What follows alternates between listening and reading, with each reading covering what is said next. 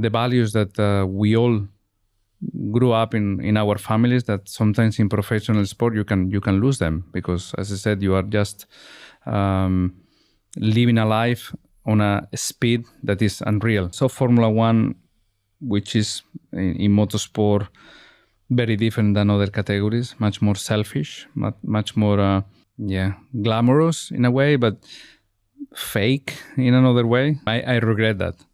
I regret that.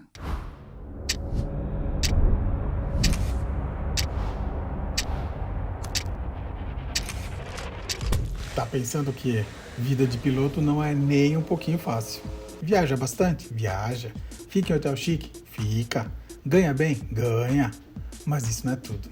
Tá aí um bicampeão falando o quanto é exaustiva essa vida. Now in the modern motorsport, you develop certain skills from very young age to drive in that specific discipline. So if you are here in Europe and you are interested in Formula One, you start in go-karts, and then Formula 4, Formula 3, Formula 2, Formula 1 eventually, which are all the same techniques and circuits and these kind of things. If you are an American boy, you maybe develop your skills in oval racing, in dirt racing, and these kind of things. So it's very difficult at the age of 30 or 25 or 35 to move, to a new discipline and be as quick as them, because they just born into that environment. So that was something that it was appealing on my head, and maybe I didn't need that, but it was just a kind of let's do something that it could be a legacy also for the future, because in a way a driver that cannot succeed now and get to Formula One, they cannot be frustrated because they didn't make it. They are just phenomenal drivers that they will find their way in different disciplines, and they still fulfill a little bit their dreams. Mas nem tudo são espinhos, há flores nesse caminho. E quando ficou de fora desse circo maluco que é a Fórmula 1, ele enxergou o quanto era querido pelo público e quanto o esporte é adorado mundialmente. First was the love that the people had towards my career and my job, because when I stopped in 2018, I was tired of traveling and all the things around Formula One, and as I said, not being able to compete for high things. But I don't know, I didn't have any perception or anything that maybe people thought about the sport or myself in general. But when I stopped, the only thing that I received every time that I was meeting people or any fan or people at the airport or in the hotels or whatever, it was, you need to come back. You need to come back. These kind of things. So the people, it was a surprise that they loved what we were doing.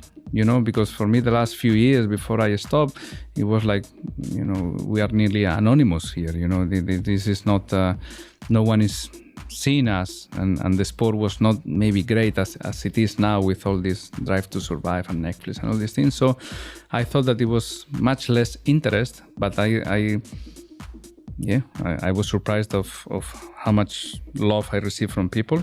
And then, I saw Formula One, which is in motorsport very different than other categories, much more selfish, much more glamorous in a way, but fake in another way. I think it was more pure motorsport, Le Mans or Indy or Dakar for sure. But Formula One had this appeal. The people want to attempt to the races, wanted to watch on TV. I was watching also on TV the Formula One races. I appreciate a little bit more all the stuff that as a driver I didn't like before. So the national anthem, the parade lap, having a little bit more access to the media and the cameras, which when you are a driver you hate those moments. But when I was just in my living room, I was missing those moments. And if one or two drivers were a little bit more smiley or a little bit more accessible, I think it was appreciated from home. So when I came back to the sport, I think I took a step more relaxed into those things, and I was a little bit more I took care a little bit more. I'm taking care a little bit more of fans and TV and these kind of things because I understand the importance of it. And that was able only because I was 2 years out of Fórmula 1.